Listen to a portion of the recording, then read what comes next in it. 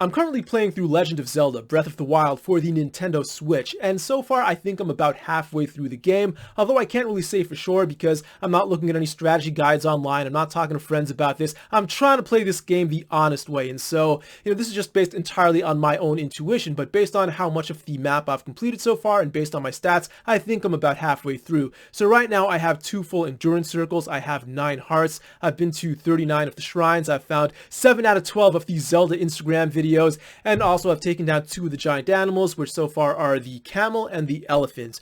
Also, I'm playing this game in Japanese, so I have no idea what the English terminology is. Also, I hate myself because I'm trying to make this as painful as possible. I hate doing side quests because I have to read so much in Japanese, but put that aside for now.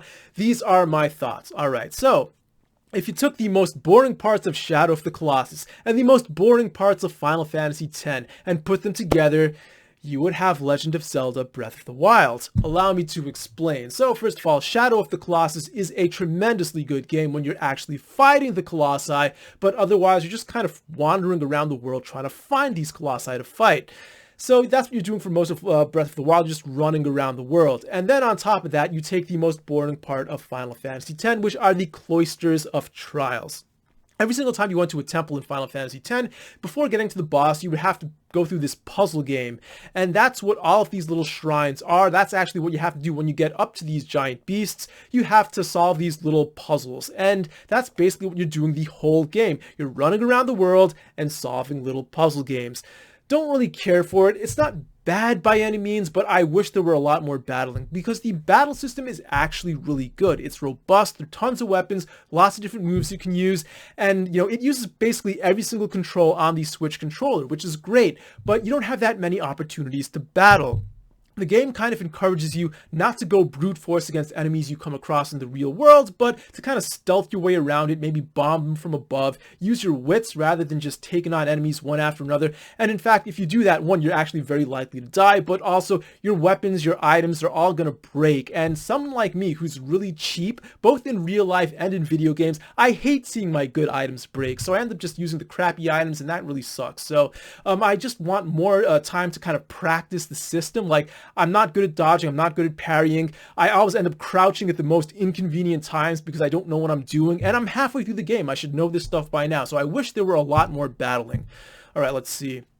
Some of the standard powers that I like in this game, I really like the magnet power and the time lock power. Those are both really creative and useful powers in this game. Then you have a bunch of kind of cliche powers like the bomb one and the ice one, which are good powers to work with, but yeah, they are kind of standard, nothing special about those. And then there's the photography power, which I think is just bitch work. I never use that one.